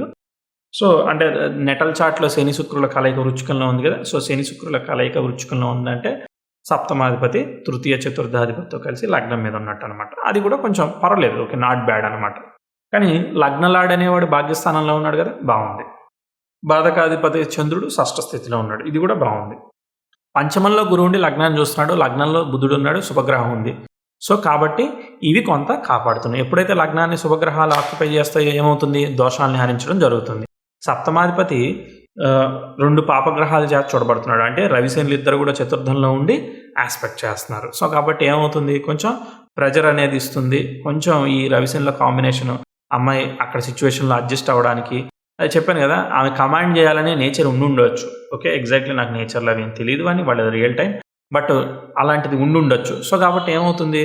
ఆటోమేటిక్గా అడ్జస్ట్మెంటు అక్కడ వాళ్ళ ఎన్విరాన్మెంట్లో కనెక్ట్ అవ్వడం ప్రాబ్లం అవుతుంది. అదే మేజర్ ప్రాబ్లం వచ్చేదానికి అవకాశం ఉంది. ఈ చార్ట్ అంటే నాకు ఎందుకు గుర్తులేదంటే నేను రీడ్ చేసి కూడా 4-5 ఇయర్స్ అయింది. సో కాబట్టి గుర్తులేదు. ఓకే, ఎనీవే, బట్ కాంబినేషన్ బట్టి మనకు అదే అర్థమవుతుంది. ఇప్పుడు వివాహం జరిగినప్పుడు ట్రాన్సిట్స్ సరిగా ఉన్నాయా లేదో చూద్దాం. అబ్బాయికి రాహులో కేతుభుక్తి జరుగుతుంది. రాహు ఎక్కడ ఉన్నాడు? మహానుభావుడు మకర లగ్నానికి 6 ఉన్నాడు. సో రాహు మెర్క్యూరీకి ఏజెంట్గా ఉన్నాడు. 6th లార్డ్ దశ జరుగుతున్నప్పుడు వివాహం జరుగుతుంది. సో 6th లార్డ్ జరుగుతున్నప్పుడు వివాహం జరిగితే ఏమవుతుంది? వర్క్ వేరే ప్రదేశాల్లో ఉంటారు, లేదంటే చిన్న చిన్న రిలేషన్షిప్ గ్యాప్స్ వస్తాయి, ఇలాంటివి ఏవైనా ఏర్పడుతుంది. అది కామన్. సో కాబట్టి జరుగుతుంది. అండ్ కేతుభుక్తి అంటే రాహుదశ హాఫ్ ఆఫ్ ది అయ్యిందనమాట. ఇంకా రాహు దశ ఇంకో 10 ఏళ్ల పాటు నడుస్తుంది. కాబట్టి అప్కమింగ్లో ఆన్ అండ్ ఆఫ్ రిలేషన్షిప్ మనకి గ్యారంటీగా ఉంటుంది. కేతు నక్షత్రంలో ఉంటూ వ్యయంలో ఉండడం జరిగింది. కాబట్టి అది వ్యయం అంటే 6-12 ఆపరేట్ ఉంది. ఏమవుతుంది? కొంచెం ఎడబాటు, వేరే వేరే ప్రదేశాల్లో వర్క్ చేయడం, ఇలా ఏదో ఒక గ్యాప్స్ ఇస్తాడు. కానీ ప్రోగ్రెషన్స్ ఎలా ఉన్నాయో చూద్దాం. దశ చూద్దాం, అది మనం ట్రాన్సిట్ చూద్దాం. గురువు మీనంలో ఉండి లాభస్థానాన్ని, సప్తమ స్థానాన్ని చూస్తున్నాడు. సో ఇది కూడా కామస్థానంలో ఉండి చూడడం, గోచారం కొంతవరకు పర్వాలేదు. ఓకే, పర్ఫెక్ట్గా మూన్ని ఆస్పెక్ట్ చేస్తే ఇంకా చాలా బాగుంటుంది అనమాట. లగ్నాన్ని ఆస్పెక్ట్ చేస్తే బాగుంటుంది. ఇది కొంతవరకు ఓకే. అమ్మాయి దాన్ని చూద్దాం. అమ్మాయికి గోచార గురువు చంద్రాతు ద్వితీయంలో సంచరిస్తున్నాడు. గో గోచార రవి చంద్రుడి మీద సంచరించాడు, బాగానే ఉంది. లాభస్థానంలో అండ్ వ్యయ స్థానంలో ఉండి లగ్నాధిపతిని చూస్తున్నాడు, అది యోగమే. అలానే సప్తమాధిపతిని చూస్తున్నాడు మీనంలో ఉండి. సో డెఫినెట్లీ అమ్మాయికి గోచారం చాలా బెనిఫిషియల్గా ఉంది, బాగుంది, పాజిటివ్. అమ్మాయికి జరిగిన దశ శనిలో శుక్రభుక్తి. సో శని లాభాధిపతి సప్తమాధిపతి కలిసి అష్టమంలో ఉన్నారు కాబట్టి ఆకస్మికంగా వివాహం ఇస్తుంది. వివాహంలో చిన్న చిన్న ట్రబుల్స్ ఉంటాయి, ఎందుకంటే ఈ మేష లగ్నానికి శని శుక్రులు పాపులు కాబట్టి డెఫినెట్లీ అబ్స్ట్రగుల్స్ ఉన్నదనే దాన్ని మనకి దశాభుక్తులు కన్ఫర్మ్ చేస్తున్నాయి. తర్వాత మనం ఒకసారి నవాంశంలో ఈ ట్రాన్సిట్లు ఎలా అప్లై చేద్దాం. ఇక్కడ చూడండి, నవాంశ లగ్నం మేష లగ్నం అయితే మీనంలో ఉండి గురువు కుజుడిని ఆస్పెక్ట్ చేస్తున్నాడు. అండ్ అక్కడ కూడా అమ్మాయికి కూడా నవాంశలో మీనంలో ఉండి అటు కుజుడిని అలానే లగ్నాధిపతిని అలానే లగ్నాన్ని ఆస్పెక్ట్ చేస్తున్నాడు, బాగుంది. గురు ట్రాన్సిట్ మరి బరి అవ్వాల్సిన అవసరం లేదు. అబ్బాయి కూడా సప్తమ స్థానాన్ని కూడా చూస్తున్నాడు. రైట్, ఇక మనం ఏం చేయాలంటే ఇప్పుడు వివాహం జరిగినప్పుడు ఎలా ఉంది పరిస్థితి అనేది చూడాలి. ఓకే, ఇప్పుడు మీకు కాన్సెప్ట్ ఈజీగా అర్థం అవ్వాలి. మనకి మేజర్ ప్రాబ్లం ఏంటిది, ఆ స్క్వేర్ ఆస్పెక్ట్లు ఏవైతే ఉన్నాయో వాటిని మనం కంట్రోల్ చేస్తే వాళ్ళ రిలేషన్షిప్ బాగుండేదానికి అవకాశం ఉంది. బ్రీఫ్ ఐడియా ఇస్తాను, ఒక 5 నిమిషాలు ఆగండి, మనం వాళ్ళ ప్రోగ్రెషన్స్ చూసి మళ్ళీ వచ్చేద్దాం. ఓకే, నేను ఓపెన్ చేస్తుంటాను, మీరు వెయిట్ చేయండి. ఫైనల్లీ బై చార్ట్ ఓపెన్ చేశాను. 2011 వివాహం అయింది కదా, సో 11లో ప్రోగ్రెషన్స్ ఎలా ఉన్నాయో చూద్దాం. Progressive Mars trine to natal 10th house, అంటే చతుర్థ లాభాధిపతి ద్వితీయంలో పొజిషనల్ స్టేటస్లో ఉన్నాడు. అంటే కుటుంబంలో కుటుంబ స్థానంలో బాధకాధిపతి స్వనక్షత్రాన్ని ఆక్యుపై చేసినప్పుడు ఏమవుతుంది, there will be little bit sufferings. So కాబట్టి పొజిషన్ అనేది ద్వితీయంలో ఉంటూ మళ్ళీ లాభంలో ఒక గ్రహం ఉంది, అంటే బేసికలీ బాధక స్థానంలో ఇంకో గ్రహం ఆపరేట్ ఉన్నప్పుడు ఇది యాక్టివేట్ అవుతుంది అనమాట. సో అప్పుడు ఏమవుతుంది, కొంచెం సఫరింగ్స్ అనేవి ఉంటాయి. కానీ పొజిషనల్ స్టేటస్ కదా, కుటుంబం ఎక్కడికి పోదు, బాగానే ఉంటుంది. కానీ కొంచెం బిట్ ఆఫ్ ఆ ఫ్లక్చుయేషన్. వివాహం జరిగే సమయానికి చతుర్థ లాభాధిపతి అయిన కుజుడు ప్రోగ్రెషన్లో ప్రోగ్రెసివ్ మార్స్ 26 డిగ్రీలకి వెళ్ళి, రెండో చార్ట్లో మీకు కనిపిస్తుంది. మొదటి చార్ట్లో దశమ భావ మధ్యమం 26 డిగ్రీలకు కనబడితే పర్ఫెక్ట్గా ట్రైన్ ఆస్పెక్ట్ ఫామ్ అయ్యింది. చూడండి, 120 degrees of trine aspect form అయింది. సో కాబట్టి ఏంటిది, చాలా బ్రహ్మాండమైన ఆస్పెక్ట్. అంటే ఆల్ ఆఫ్ ఎ సడన్ ఇల్లు కొనుక్కోవడం కానీ కుటుంబంలో ఇంప్రూవ్మెంట్ జరగడం కానీ జరుగుతుంది. కానీ ఎప్పుడైతే పాపగ్రహాలతో ఏ ఫలితం వచ్చినా సహజంగా ఇబ్బంది పెట్టి ట్రబుల్ చేసేస్తుంది. ఎప్పుడు పురుష గ్రహాలు పాపగ్రహాలు ఇబ్బంది పెట్టే రిజల్ట్ ఇస్తాయి. కానీ స్త్రీ గ్రహాలు శుభగ్రహాలు అఫ్లిక్షన్ లేని శుభగ్రహాలు ముఖ్యంగా చాలా స్మూత్గా చాలా డీసెంట్ రిజల్ట్స్ ఇస్తూ ఉంటాయి అనమాట. అంటే ఇబ్బంది పెట్టకుండా ఇంప్రూవ్మెంట్, అంటే కేక్ వాక్ లాగా వెళ్ళిపోతాం అనమాట. ఇది ఇబ్బంది పెట్టే ఇస్తుంది, చాలా మంచి రిజల్ట్ ఇస్తుంది కాకపోతే. ఓకే, సో కాబట్టి ఇది డెఫినెట్లీ మంచి రిజల్ట్. ఎందుకు, రెండో కారణం రిట్రాగ్రేషన్కి, మార్స్కి రిట్రాగ్రేషన్ లాంటిది ఏమీ లేదు. ఓకే, దశానాథుడు రాహు, సో దాంతో సంబంధం ఏమీ లేదు. ఎందుకంటే రాహుకి కుజుడికి కోణరాశుల్లో ఉన్న వాళ్ళు ఒకే నక్షత్రాల్లో లేదు కాబట్టి ఎటువంటి అఫ్లిక్షను అసలు లేనే లేదు. సో కాబట్టి డీసెంట్గా ఉంది, పర్లేదు. కాకపోతే పాపగ్రహం కాబట్టి ఇబ్బంది పెట్టేస్తుంది. కానీ చూడండి, అమ్మాయికి ఒరిజినల్గానే శని మేషలగ్నానికి అష్టమంలో 25 డిగ్రీలు ఉన్నాడు. ఆ ప్లానెట్కి ప్రోగ్రెసివ్ మార్స్ రిలీవింగ్ స్క్వేర్లో ఉంది. అంటే లక్కీ ఏంటంటే అది 26 డిగ్రీలకు వచ్చి ముందుకెళ్తుంది. సో ఒకవేళ అదే 24 డిగ్రీలు అయితే ఇంకా ప్రాబ్లం ఉండేది. But this is absolutely positive aspect. Progressive moon కూడా 18 డిగ్రీలు, అంటే నెటల్ యురేనస్కి వాటికి సెక్స్టైల్ ఇస్తూ చాలా డీసెంట్గా వెళ్తున్నాడు కాబట్టి సఫరింగ్ లేదు అబ్బాయికి. అలానే ప్రోగ్రెసివ్ వీనస్ 23 డిగ్రీల నుండి నెటల్ 10th హౌస్కి ట్రైన్ ఫామ్ చేస్తుంది, అది కూడా బాగుంది. వీళ్ళు నా దగ్గరికి 2016 సంవత్సరంలో అలా వచ్చారు. ఎందుకు అనేదానికి ఇంకో రోజు అని చెప్తున్నా చూడండి. పర్ఫెక్ట్గా ఇక్కడ ప్రోగ్రెసివ్ సన్ 29 డిగ్రీలకు ఉంటే 4 ఏళ్లలో ఏమవుతాడు, గురుకుజుల స్క్వేర్లోకి ఇన్వాల్వ్ అవుతాడు. అంటే 4-5 years తర్వాత ఆ మార్స్ మీదకి ఎప్పుడైతే ప్రోగ్రెసివ్ సన్ వెళ్తాడో అది కాంప్లికేటెడ్గా యాక్టివేట్ అయ్యే అవకాశం ఉంది. అంటే అక్కడ గొడవలు ఇష్యూస్ ఉండే అవకాశం సహజంగా ఉంది కదా. అప్పటికి దశ ఏమొచ్చిందో మనం చూసుకోవాలన్నమాట. చాలా డీసెంట్. ప్రోగ్రెసివ్ సన్ 10th హౌస్కి స్క్వేర్ ఇచ్చి అయిపోయింది. ప్రోగ్రెసివ్ 10th హౌస్ నెటల్ వీనస్కి సెక్స్టైల్ ఇచ్చి అలా ముందుకెళ్తుంది. సో అలా ముందుకెళ్తుందంటే మామూలుగా చార్టు, బ్రహ్మాండమైన చార్టు, లగ్న దశమాధిపతుల పరివర్తన ఉంటే ప్రోగ్రెసివ్ 10th హౌస్ నెటల్ సాట్రాన్కి నెటల్ మార్స్కి సెక్స్టైల్ ఇస్తూ రేపు వృచ్చికం నుంచి ధనస్సులోకి ఫామ్ అయిందంటే మనవాడి పేరు అసల ఇక బ్రహ్మాండమైన పేరు, బ్రహ్మాండమైన డబ్బులు, చాలా హై పొజిషన్స్, హై ప్రొఫైల్‌లోకి ఉండేదానికి కారణమవుతుంది. అంటే వెరీ సక్సెస్‌ఫుల్ అనమాట. ఇక మనం అంటే నాకు ఎగ్జాగరేషన్ చేయడం నిజంగా రాదు కాబట్టి నేను చెప్పలేకపోతున్నా గానీ, which is very good combination. ఇప్పుడు మనం ఒకసారి 2016కి, 2020కి రెండు పరిస్థితులు చూద్దాం. 2016కి progressive sun conjunction natal Mars, అది ప్రాబ్లం. కానీ ప్రోగ్రెసివ్ మార్స్ నెటల్ సన్‌కి సెక్స్టైల్ అవుతుంది. నేను చెప్పాను, ఏ ప్లానెట్‌తో అయితే ఒక బ్యాడ్ ఆస్పెక్ట్ జరుగుతుందో ఆ ప్లానెట్ ప్రోగ్రెషన్‌లో మళ్ళీ ఒక ఫేవరబుల్ ఆస్పెక్ట్ పనిచేస్తే అది ఏమీ కాకుండా చూసుకుంటది. నేను చెప్పింది అది. అందుకోసమే వీళ్ళు రియలైజ్ అయ్యి మా రిలేషన్‌షిప్‌ని మేము కాపాడాలనుకుంటున్నాము, మేము ముందుకెళ్ళాలనుకుంటున్నాం అని డిసైడ్ అయ్యారు. లేదంటే అసలు ఎవరైనా అలా అడుగుతారా? చాలా రేర్. వాళ్ళకి వాళ్ళు సెల్ఫ్ డిసిషన్ తీసుకోవడమే జరుగుతుంది. బై గాడ్స్ గ్రేస్ వాళ్ళు రియలైజ్ అవ్వడానికి, వాళ్ళకి ఎప్పుడైతే వాళ్ళు రియలైజ్ అయ్యారో వాళ్ళ ప్రారంభం 50% అబోవ్ తీరిపోయినట్టే. ఓకే. So lucky. అండ్ ఇప్పుడు చూద్దాం, రెండో చార్ట్ కూడా చూద్దాం. ఇప్పుడు ప్రోగ్రెషన్స్‌కి దశ ఎలా కనెక్ట్ అయిందో చూద్దాం. రాహు దశ ఎనీవే అది 6 ఆపరేట్ చేయక తప్పదు. దశాలార్డ్ అదే ఇక్కడ స్క్రీన్ ప్లే అంతా ఎలా ఉంటుందనంటే, దశాలార్డ్ ఏ సిగ్నిఫికెన్స్ అయితే ఇస్తాడో అది వీళ్ళు ఫేస్ చేయక తప్పదు. ఓకే. ఉదాహరణకి 6 సిగ్నిఫై చేశాడు కాబట్టి అది వృత్తి, వర్క్ వాటిలో ఇంప్రూవ్‌మెంట్ ఇస్తుంది. అలానే రాహు ఎప్పుడు కూడా నీకు ఫ్యామిలీ కావాలా, డబ్బులు కావాలా, ఏది కావాలి, చూజ్ వన్ అన్నట్టు మాట్లాడే టైప్ అనమాట. వెరీ కమర్షియల్ అనమాట. నీకు ఫ్యామిలీ కావాలంటే you earn things in family. ఫ్యామిలీలోనే సాధించుకో, ఫ్యామిలీనే బెనిఫిట్ పొందు, ఫ్యామిలీ వల్లనే హ్యాపీగా ఉండు. డబ్బులు కావాలంటే డబ్బులే ఎంజాయ్ చేయి, డబ్బులే తీసుకో అని చెప్పే టైప్ అనమాట. సో అలాంటి రాహు దశ ఏర్పడడం, శనితో లగ్నాధిపతితో సంబంధం ఉండడం వల్ల వర్క్ ఇవే ప్రియారిటీ అవుతాయి. అబ్బాయి ఆల్రెడీ వర్కాలిక్, మనకు తెలిసిన విషయం. అండ్ దశ చూద్దాం.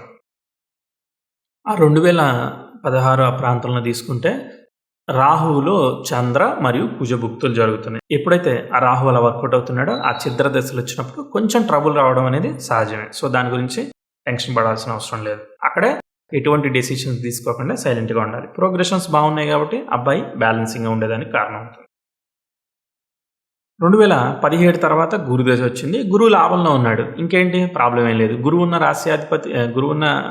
రాశ్యాధిపతి అయిన కుజుడు పొజిషనల్ స్టేటస్లో ద్వితీయంలో ఉన్నాడు కాబట్టి అక్కడ బాగానే ఉంటుంది. అండ్ గురువు లాభంలో ఉంటూ ఉచ్చ పొందిన దశమంలో ఉన్న శని యొక్క నక్షత్రంలో ఉన్నాడు. అక్కడ శని రెట్రాగ్రేట్ అయినా సంబంధం లేదు, ఎందుకంటే గురువు కూడా ఆల్రెడీ లాభంలో ఉన్నాడు కాబట్టి. ఓకే. కాబట్టి దశాలాడు బాగుంటూ మళ్ళీ సప్తమ స్థానాన్ని కూడా ఆస్పెక్ట్ చేస్తున్నాడు. అలానే చంద్రుడితో అర్ధకోణ స్థితిలో ఉన్నాడు. ఎంత బాగుంది. సో డెఫినెట్లీ చాలా డీసెంట్గా ఉంది. ఇప్పుడు అర్థమైందా కేతు భుక్తి ఎందుకు వివాహాన్ని ఇచ్చింది? కేతు గురువుకి ఏజెంట్గా ఉండడం, గురువు సప్తమ స్థానాన్ని చూడడం వల్లనే కేతు భుక్తి రాహులో వివాహాన్ని ఇచ్చింది. అదర్వైజ్ 6-12 ఆపరేట్ అయితే అసలు వివాహం ఎలా అవుద్ది? అంత ఈజీగా అవ్వదు. ఓకే. ఇప్పుడు అబ్బాయి సేఫ్ అనేది, అబ్బాయి ప్రోగ్రెషన్స్ బాగున్నాయి అనేది మనకు అర్థమైపోయింది. 20కి పోదాం. ఈ చార్ట్ మనం అసలు వెనక్కి తిరిగి చూసుకొని అవసరం లేదు. He will be very successful. చాలా మంచి పీరియడ్, గురుదశ అవన్నీ కూడా గుడ్ రిజల్ట్స్ ఇచ్చేస్తే మకర లగ్నానికి పాపి సంబంధమే లేదు. గురువు శని ఉచ్చ పొందిన ఫలితాలన్నీ తీసుకొచ్చిస్తాడు. ఎక్స్ట్రాడినరీ పొజిషన్స్ ఇస్తాడు. అండ్ వైఫ్తో రిలేషన్షిప్ కూడా బాగానే ఇస్తాడు. ఆన్ అండ్ ఆఫ్ ఉన్నా కూడా ఏమీ కాదు, ఎందుకంటే గురువు సప్తమ స్థానాన్ని చూస్తున్నాడు. అక్కడ దశ రాహు అయిపోయింది. ఓకే. సో ఎప్పుడైతే గురువు వచ్చాడో రిలేషన్షిప్ అనేది ఆటోమేటిక్గా సెటిల్ అయిపోద్ది అనమాట. అమ్మాయి చార్ట్ చూద్దాం. అమ్మాయికి 9th లార్డ్ గురువు డైరెక్ట్ కాలేదు, రాహుతో కలిసి ఉన్నాడు కాబట్టి కొంత సస్పెక్టింగ్ నేచరు అలాంటివి కూడా ఇస్తూ ఉంటుంది. And progressive 10th house square Venus జరిగి రిలీవింగ్ అయినాక వివాహం అవుతుంది. ప్రోగ్రెసివ్ సన్ నెటల్ 10th హౌస్కి అప్రోచింగ్ సెక్స్టైల్లో 2 degrees ఆర్బ్లో ఉన్నాడు. సో అట్లా ఉన్నా కూడా 2 degrees మధ్యలో కూడా ఇచ్చేస్తూ ఉంటుంది. కొన్ని చార్ట్లో నేను అబ్జర్వ్ చేశాను, 2 years తర్వాత మీకు మంచి జాబ్లో ఉన్నతి వస్తుందని, అంటే ఇదే ఇయర్ జరగడం అలాంటివన్నీ చూశాను. ఎందుకంటే సన్ రేడియస్ ఎక్కువగా ఉంటుంది కాబట్టి 2 degrees ముందు కూడా ఇస్తాడు, 2 degrees తర్వాత కూడా ఇస్తాడు. ఎందుకంటే సన్తో ఎప్పుడైతే ప్రోగ్రెషన్ జరుగుతుంటుందో అంటే ఆల్మోస్ట్ 5 years దాని ఇన్ఫ్లుయెన్స్ పనిచేస్తూ ఉంటుంది. అంటే అప్రోచింగ్లో 2 degrees, మళ్ళీ కస్ప్ మీద 1 degree, రిలీవింగ్లో 2 degrees, అంటే 5 years పాటు పనిచేస్తుంది. So very powerful. అలానే యురేనస్తో కూడా అలానే పనిచేస్తుంది. పెద్ద పెద్ద ప్లానెట్స్తో ఎక్కువ డిగ్రీస్ పనిచేసేది. సాటర్న్ అనుకో ఒక 2.5, 3 degrees వరకు కూడా పనిచేసే అవకాశం ఉంటుంది. కానీ చూడండి, ఈ ప్రోగ్రెసివ్ మార్స్ ఉన్నాడే, ఇది 10th హౌస్కు స్క్వేర్ ఇచ్చే అవకాశం ఉంది. అబ్బాయికి ఒరిజినల్గా శనిచంద్రుల స్క్వేర్ ఆస్పెక్ట్ మీద ఈ ప్రోగ్రెసివ్ మార్స్ కనుక వెళితే ప్రాబ్లం. ఇలా ఎప్పుడైతే ప్రోగ్రెషన్స్ ట్యాప్ అవుతూ ఉంటాయో వాళ్ళకి ఒరిజినల్గా ఈ కుజ శుక్రుల ట్రైన్లు ఇలాంటివి లేకుండా ఉంటూ మిగిలినవి బాగోకుండా ఉంటే అప్పుడు ఇక మనం ఊహించలేము. కంపాటబిలిటీ, యోగము, దశ అయి గనక బాగోపోతే ఇక ఏంటి ప్రాబ్లమ్? డెఫినిట్‌గా డైవర్స్ కూడా లీడ్ చేసే అవకాశాలుంటాయి. చూడండి, ఇప్పుడు మీకు సీన్ అర్థమైపోయింది. 2016కి ప్రోగ్రెసివ్ మార్స్ 10 డిగ్రీస్ వచ్చి అబ్బాయి నెటల్ సాట్రాన్ని కంజైన్ చేసింది. శని చంద్రుడు స్క్వేర్ ఉంది. అబ్బాయి స్క్వేర్‌లో ప్రోగ్రెసివ్ మార్స్ ఇన్వాల్వ్ అవుతూ అమ్మాయి 10th హౌస్ ఇన్వాల్వ్ అవుతే గోలైనా కాదా? అలానే అమ్మాయికి సన్ అక్కడ 14 డిగ్రీస్‌కి ఉంటే ఈ అమ్మాయికే యాక్చువల్‌గా ఫ్రస్ట్రేషన్ ఇస్తుంది. అమ్మాయి ఎంత అంటే ఎట్లా అంటే నేను ఇంత ఇంటెలిజెంట్ అయినా నేను ప్రోగ్రెస్ కాలేకపోతున్నా, నేనేమి సాధించలేకపోతున్నా, లేదంటే నన్ను చెయ్యనియట్లేదు అని రకరకాల ఫీలింగ్స్‌తో వాళ్ళు ఫ్రస్ట్రేషన్‌ని పొందడం జరుగుతూ ఉంటుందన్నమాట. ఓకే. వీళ్ళకి ఆలోచన, ఇంటెలిజెన్స్ ఉన్న టైం అనేది కలిసి రాకపోవడం వల్ల ఫ్రస్ట్రేషన్‌ని క్రియేట్ చేస్తూ ఉంటుంది. దానిలోనూ ఈ అబ్బాయి ప్లానెట్స్‌తో ఇన్వాల్వ్ అయింది కాబట్టి అబ్బాయికి మంచి ప్రెజర్ క్రియేట్ చేస్తది. దానివల్ల తనని సఫర్ చేసే ప్రాసెస్‌లో తిను కూడా సఫర్ అవ్వడం జరిగే అవకాశం ఉంటుంది. కాబట్టి ఇలాంటివి చాలా జాగ్రత్తగా అబ్జర్వ్ చేయాలి. ఒరిజినల్‌గా యోగం బాగుంటేనే అవి నిలుస్తాయి. అదర్‌వైజ్ సింపుల్‌గా డైవర్స్ అయ్యడానికి కారణం అవుతాయి. ఎందుకు? 6th లార్డ్ సప్తమంలో ఉన్నాడు. మళ్ళీ బుధుడు, రవి కలిసి ఉన్నారు. తర్వాత ఆ అబ్బాయికి కూడా 6th లార్డ్ మళ్ళీ లగ్నం మీద సప్తమాధిపతితో కలిసి ఉన్నాడు. అక్కడ 9th లార్డ్ అవ్వడం బెనిఫిట్ అయింది. తర్వాత కాన్సిక్వెన్షియల్ ప్రోగ్రెషన్స్ దశాలార్డ్ బాగుండడం వల్ల ఈ అమ్మాయి అగ్రెసివ్ అయినా, ఇంబ్యాలెన్స్ అయినా ఆ అబ్బాయి బ్యాలెన్స్ చేసేదానికి కారణం అవుతుంది. అంటే బ్యాలెన్స్ చేస్తూ ఉంటాడు. ఇప్పుడు ఇంకా ప్రోగ్రెషన్స్ చూద్దాం.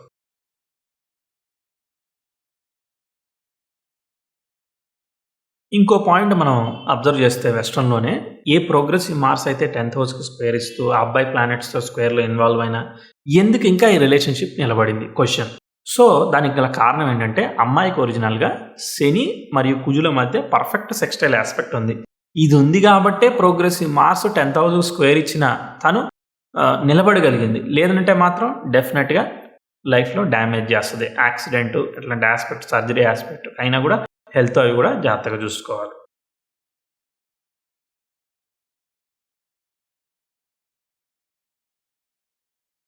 నాకు 2016 కాంటాక్ట్ అయ్యారుగా. ఓ 2 ఏళ్ల తర్వాత మళ్ళీ ఒకసారి వీళ్ళు నాకు ఫీడ్‌బ్యాక్ చెప్పారు. సో మీరిచ్చిన సజెషన్‌తో మాకు మంచిగా వెళ్ళింది. అంతా బావుంది. ప్రాబ్లమ్స్ క్లియర్ అన్నట్టుగా చెప్పారు. ఇక్కడ మనం చేసింది ఏమీ లేదు. ఇక్కడ చూడండి వాళ్ళ ఆస్పెక్టే. ప్రోగ్రెసివ్ 10th హౌస్ నెటల్ సన్‌తో ట్రైన్ ఫార్మ్ అయిందా? 7థ్‌లో ఉన్న పంచమాధిపతితో ప్రోగ్రెషన్‌లో ట్రైన్ ఫార్మ్ అయిందంటే బావుంటుందా? డెఫినెట్‌లీ బావుంటుంది. ఈ ప్రోగ్రెసివ్ మార్స్ రిలీవ్ అయిపోతూ progressive 10th house trine natal sun form అయింది కాబట్టి ఆ మ్యారిటల్ లైఫ్ సెటిల్ అయ్యి అంటే కథ సుఖాంతం అయ్యి ముందుకెళ్ళిపోవడానికి గల కారణమైంది. తర్వాత దశ చూడండి.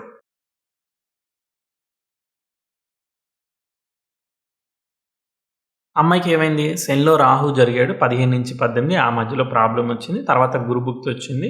గురువు ఏమయ్యాడు? సప్తమంలో ఉన్న గ్రహం యొక్క నక్షత్రంలో ఉన్నాడు కదా! సో కొంతవరకు పర్లేదు బ్యాలెన్స్ చేస్తూ వచ్చాడనమాట. Progressive 10th house trine form అయింది కాబట్టి ఇంకా వేరే పిల్లలు అదర్ మ్యాటర్స్‌లో ఇన్వాల్వ్ అవుతూ ప్రశాంతంగా ముందుకెళ్ళడానికి బ్యాలెన్స్ చేసింది. అది నిజంగా ఒక రకంగా లక్కీ అని చెప్పాలి. తర్వాత బుధ దశ వస్తుంది. ఈ మేష లగ్నానికి సప్తమాధిపతి దుస్థానంలో ఉన్న, సప్తమంలో దుస్థానాధిపతులు ఉన్న కంగారేమీ లేదు. మరీ భయపడాల్సిన అవసరం లేదు. ఓకే. అది కూడా సేఫెస్ట్ పాయింట్. అండ్ లగ్నాధిపతి బాగున్నాడు, నక్షత్రనాథుడు బాగున్నాడు, సప్తమాధిపతి కూడా బాగున్నాడు, దుస్థానంలో ఉంటూ బాగుండడం అనమాట. సో కాబట్టి మనం కంగారు పడాల్సిన అవసరం లేదు. నేనేమి చేశాను? సో నా యొక్క ఇంటెలిజెన్స్‌తో నేనేం చేశాననంటే ఏమీ లేదు. ఏం లేదని ఆగిపోయాను అనుకుంటున్నారా? లేదు, ఖచ్చితంగా చేశాను. ఏమి సజెషన్ చెప్పాననంటే, బాబు మీకు ఏవేవి నెగెటివ్ క్వాలిటీస్ అయితే ఉన్నాయో ఆ నెగెటివ్ క్వాలిటీస్ మీరు ఒక క్యాలెండరో ఏదో ఒకటి పెట్టేసేసుకుని దాన్ని ఫాలో అయ్యి ఈరోజు మేము ఒకళ్ళ పట్ల ఒకళ్ళు ఎక్స్‌పెక్టేషన్స్ పెంచుకోకూడదు. మేము ఏదో పార్టీకి వెళ్దాం అనుకుంటున్నాం, సినిమాకి వెళ్దాం అనుకుంటున్నాం. మీరు నెలలో 4 రోజులు సైలెంట్‌గా ఉండాలి. సో ఎక్కువ గొడవ పెట్టుకోకుండా ఉండాలి. సో ఎవరిది ఏ రోజు తప్పయ్యేదానికి అవకాశం ఉంటుంది అనే దాని మీద నేను సజెషన్ చెప్పాను. అది నేను చార్ట్ మీద చూపించి ఈ టేబుల్ చూపిస్తాను.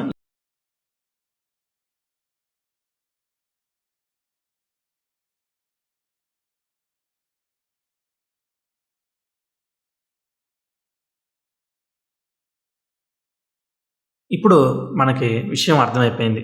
స్క్వేర్ ఆస్పెక్ట్స్ అనేది వాళ్ళకి బేసికల్లీ మెంటల్ టెండెన్సీ మీద కారణమవుతాయి.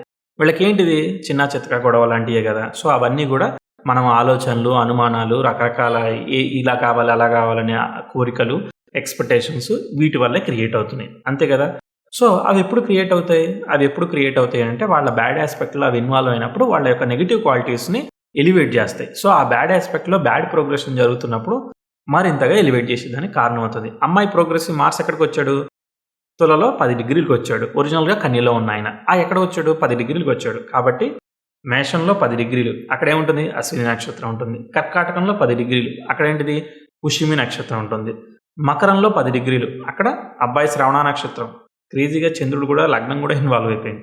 తర్వాత తులలో 10 డిగ్రీలు అంటే అక్కడ స్వాతి నక్షత్రం ఉంటుంది. ఈ నెలలో 4 అది మనకి డైట్ ప్రోగ్రాంలో చెప్తారు. మీరు సన్నగా అవ్వాలంటే ఏం చేయాలంటే ఏం లేదు 3 సార్లు నో చెప్తే సరిపోతుంది. పొద్దున మధ్యాహ్నం సాయంత్రం అన్నం పెట్టేటప్పుడు అంటారు. అలానే వీళ్ళు నెలకి ఈ 4 రోజులు ఎటువంటి పార్టీలు, ఎక్స్పెక్టేషన్స్, సినిమాలు, సరదాలు అంటే ఒకళ్ళ పట్ల నాకు ఇది కావాలి లేదంటే నేను ఫ్రస్ట్రేట్ అవుతున్నానని చెప్పి అగ్రెసివ్గా అరవడాలు కావచ్చు, కొట్లాడుకోవడాలు కావచ్చు, ఏవైనా కూడా ఆ రోజు కామ్గా ఉండక తప్పదు. సో అలా గనక ఉంటే వాళ్ళు బ్యాలెన్స్ చేసుకునే అవకాశం ఉందని చెప్పడం జరిగింది. ఓకే సార్, మీరు చెప్పిన రోజులు కాకుండా ఇంకా వేరే రోజులు కూడా గొడవలు అవుతూ ఉంటాయి అన్న సందర్భం కూడా ఏర్పడుతుంది కదా. అందుకు నేను ఏం చేశానంటే జోడియాక్ సైన్లో ఉండేది 27 నక్షత్రాలు కదా. 27 నక్షత్రాలని లిస్ట్ చేసేసి 27 నక్షత్రాల్లో ఎవరిది తప్పు, అమ్మాయిది తప్ప అబ్బాయిది తప్ప.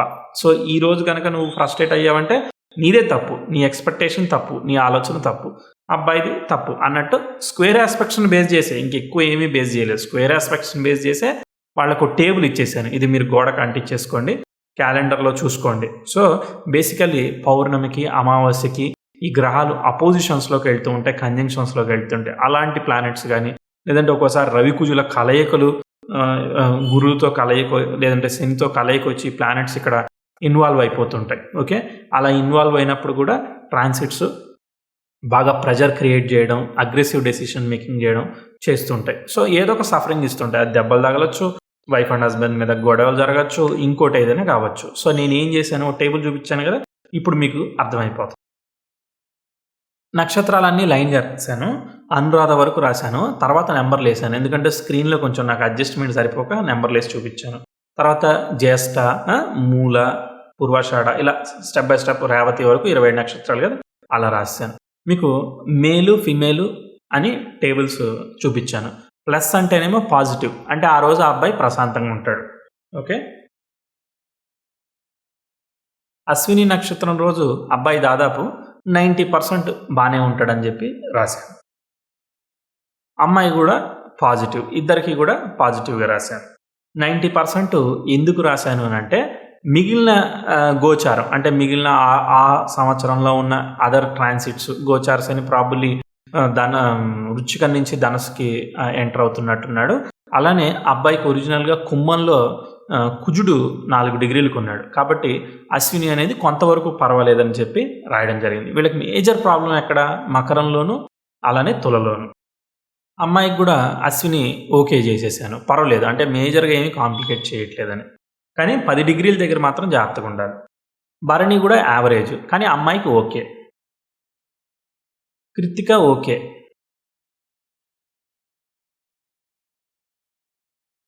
రోహిణి, మృగశిర అమ్మాయికి మైనస్ పెట్టాను.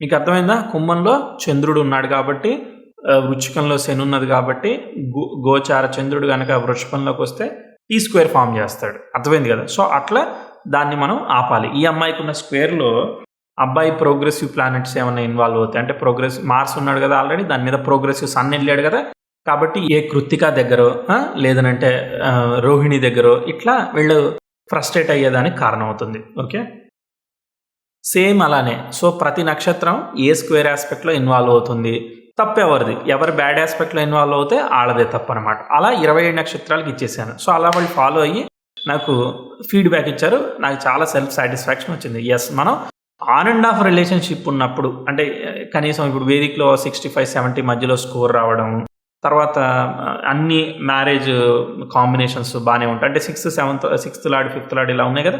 So little bit combinational issue ఉండి ఒరిజినల్గా లగ్నలాడు సప్తమాధిపతి బాగుండి వాళ్ళకి వివాహాలు సరైన సమయంలో జరిగితే వాళ్ళు ఎమోషన్ని కొంత ఆపుకుంటే వాళ్ళు హ్యాపీగా లైఫ్ని లీడ్ చేయగలుగుతారు. అది అలా కాకుండా కంప్లీట్‌గా ఏ సప్తమాధిపతి అఫ్లిక్ట్ అయిపోయి అంటే పూర్తిగా పాడైపోయిన దాన్ని నువ్వు ఏమి బాగు చేయలేవు. ఓకే. కొంతవరకు బానే ఉన్నదాన్ని కొంతవరకు రెక్టిఫై చేసేదానికి దాన్ని ఏమంటారు దాన్ని కొంచెం బెటర్‌గా ఇంప్రూవైజ్ చేసేదానికి అవకాశం వస్తుంది. అలా అవకాశం వచ్చిన ఇది ఒక కేసు. డెఫినెట్‌లీ మీకు థ్రిల్లింగ్‌గా అనిపించిందని నేను అనుకుంటున్నాను. ఎందుకంటే మనం కాంబినేషన్స్‌ని, తర్వాత దశని, తర్వాత ప్రోగ్రెషన్స్‌ని, వాళ్ళ కాన్సిక్వెన్షియల్ టైమ్‌ని చాలా జాగ్రత్తగా స్టెప్ బై స్టెప్ అర్థం చేసుకొని యెస్ ఈ రిలేషన్‌షిప్ బావుంటుంది. తర్వాత వచ్చే దశలేమి మరీ కాంప్లికేట్ చెయ్యవు అనేదాన్ని అర్థం చేసుకున్నాం. ఇది ఏంటిది? మనం ఏమనుకున్నామంటే స్క్వేర్ ఆస్పెక్ట్స్ వల్ల సన్ను సప్తమానికి స్క్వేర్ అవుతున్నాడు కాబట్టి అబ్బాయే ప్రెజర్ పొందుతున్నాడు అని అనుకున్నాం. కానీ దశ గాని తర్వాత కాన్సిక్వెన్షియల్‌గా అదర్ ఆస్పెక్ట్స్‌ని గనక కన్సిడర్ చేస్తే అమ్మాయి కూడా బానే సఫర్ అవుతుందనమాట.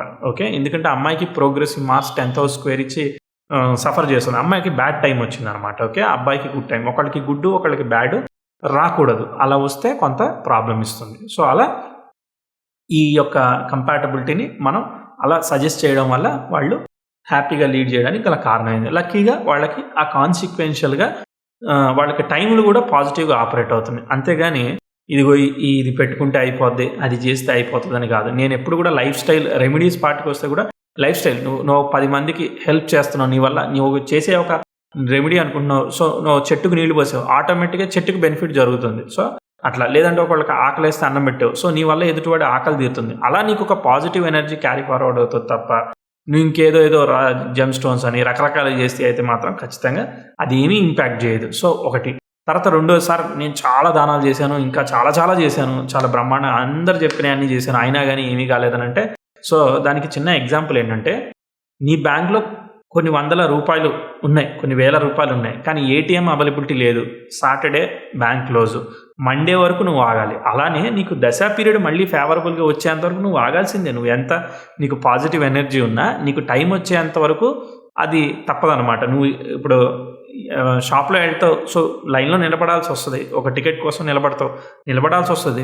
నీ ఛాన్స్ నీ టర్న్ వచ్చేంత వరకు నువ్వు ఆగాల్సిందే. అలానే నీ దశ కానీ నీ ట్రాన్సిట్ కానీ వచ్చేంత వరకు నువ్వు దానికోసం వెయిట్ చేయాల్సిందే. ఇక్కడ ఏమవుతుందంటే ఈ ఆస్ట్రాలజికల్గా నువ్వు 10 రూపాయలు సంపాదిస్తావు, 100% హ్యాపీగా ఉంటావు, 50% అంటే హ్యాపీనెస్ ఇవన్నీ టెండెన్సీస్లో కొలవలేరనమాట. ఎవరికి ఎంత ప్రాప్తం దక్కుతుందనేది కొలవలేరు. ఒక పాజిటివ్ ఒక నెగిటివ్ మాత్రమే యాజ్ ఎ ఆస్ట్రాలజర్గా చెప్పగలుగుతుంటారు. పాజిటివ్ అన్నవాడికి యోగం బాగున్నప్పుడు, వాడికి అన్ని రకాలుగా బాగున్నప్పుడు వాడికి కొండంత వచ్చి పడవచ్చు. ఓకే.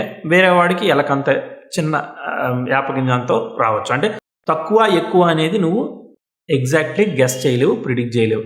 దాన్ని ప్రిడిక్ట్ చేయడానికి కొంతమంది ఏమంటారంటే గ్రహాలు ఉచ్చలో ఉన్న స్థితుల్ని, దిగ్బలాల్ని, రకరకాల వాటిని కన్సిడర్ చేసి చెయ్యాలనేది చెప్తూ ఉంటారు.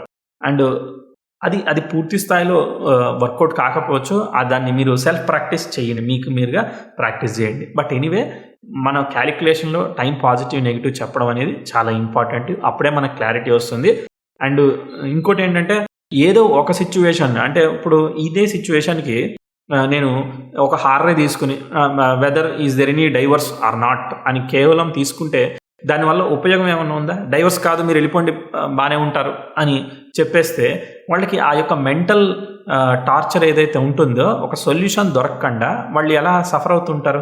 లేదంటే ఇంట్లో ఈ మూలిక పెట్టుకోండి మీకు ఈ రోజు నుంచి ఇక బాగానే ఉంటుందని అంటే ఆ మూలిక ఏం చేస్తుంది, లేదంటే ఆ డైమండ్ ఏం చేస్తుంది, ఏమీ చేయదనమాట. నీలో మార్పు రావాలి, నీలో రియలైజేషన్ రావాలి. సో ఆస్ట్రాలజీ అనేది సెల్ఫ్ రియలైజేషన్ సబ్జెక్ట్ తప్ప ఇంకోటి ఏమీ కాదు. ఐ హోప్ మీకు అంతా కూడా కంపాటబిలిటీ అంతా కూడా క్లియర్గా అర్థమైందని అనుకుంటున్నాను. మోస్ట్లీ అన్ని రకాల సిమిలర్ కాంబినేషన్స్ కానీ, వెస్ట్రన్ కంపాటబిలిటీ కానీ, ప్రోగ్రెషన్ కానీ, దశ జడ్జింగ్ కానీ, తర్వాత ఇండివిజువల్ కాంబినేషన్స్ కానీ, వాళ్ళ లగ్నాధిపతులు, సప్తమాధిపతుల స్థితి కానీ, ఇలాంటి చాలా విషయాలన్నీ కూడా పాయింట్ వైజ్గా నేను మీకు షేర్ చేయడం జరిగింది. యాజ్ ఎ ఆస్ట్రాలజర్గా ఇంకొక ముఖ్య విషయం కూడా మీరు ఎదుటి వాళ్ళకి తెలియజేయండి. ఏంటంటే నా యొక్క కన్సల్టేషన్ వల్ల లేదంటే నేను చెప్పే ఈ యొక్క ఆస్ట్రాలజికల్ అనాలిసిస్ వల్ల మీ జీవితంలో ఏమీ చేంజ్ కాదు. ఇది మీరు సెల్ఫ్ రియలైజేషన్ అంటే మీకుగా మీరు అర్థం చేసుకోవాల్సిన విషయం. అండ్ నేను కేవలం టైమ్ అండ్ ఎఫర్ట్స్ అంటే డబ్బులు తీసుకోవడానికి నేను కష్టానికి తీసుకుంటున్నాను తప్ప నేను చెప్పేది జరగదు అనే విషయాన్ని తర్వాత అలానే నా మీద కంప్లీట్గా రిలే కాకండి. ఎందుకంటే నాకు దగ్గర ఎంత నాలెడ్జ్ ఉన్నదో నాకు తెలియదు. అది నేను 5% ఉందా, 10% ఉందా, 100% ఉందా అనేది తెలియదు. సో అది పాస్ట్ అదంతా క్యాలిక్యులేట్ చేస్తుంటే మీరు ఒక అవగాహన తెచ్చుకొని దాన్ని బట్టి ఇది ఎంతవరకు కరెక్ట్ అనేది తెలుసుకోవాలి. అండ్ ఎవడి డెసిషన్ లైఫ్‌లో వాడే తీసుకోవాలి తప్ప ఎదుటోడిని నేను మీ వల్ల డెసిషన్ తీసుకున్నా అని బ్లేమ్ చేయకూడదు అనే విషయాన్ని కూడా వాడికి అర్థమయ్యేలాగా క్లారిఫై చేయండి. నెక్స్ట్ ఇంకా కొన్ని కంపాటబిలిటీలు ఇంకొక కంపాటబిలిటీ సిరీస్‌లో ఉంది దీనిలో. సో అది కూడా మ్యారేజ్ కంపాటబిలిటీ గురించి. అది ఎలా ఉంది అనేదాన్ని నేను మీకు చూపిస్తాను. నెక్స్ట్ ఇంకా వేరే లవ్ కేసెస్ వాటిలోకి కూడా వెళ్దాం. అండ్ మరొక చిన్న విషయం లాస్ట్‌గా, ఒకవేళ మీరు ఇదంతా వీడియో ఉపయోగపడిందనంటే ఓకే. ఉపయోగపడలేదనంటే వేరే సోర్స్‌కి వెళ్ళిపోండి. ఒకవేళ నిజంగా నేర్చుకుంటే మాత్రం ఈ సోర్స్ ద్వారా ఉపయోగపడుతుంది నేర్చుకుంటున్నా అనుకుంటే, ఒకవేళ కొన్ని డౌట్స్ వస్తే మనది ఆర్‌వీఏ ఆస్ట్రాలజీ ఫోరం ఉంది. సో ఆ ఫోరంలోకి వెళ్ళి మీరు డిస్కషన్ స్టార్ట్ చేయండి. సో డిస్కషన్ స్టార్ట్ చేస్తే నాకు టైం దొరికినప్పుడు, అవకాశం దొరికినప్పుడు ఒక్కొక్క కేటగిరీ మీద నేను రిప్లై ఇచ్చే ప్రయత్నం చేస్తుంటాను. Okay. Thank you so much. And మనం నెక్స్ట్ వీడియోలో వేరే కేస్ స్టడీస్ గురించి మాట్లాడుకుందాం.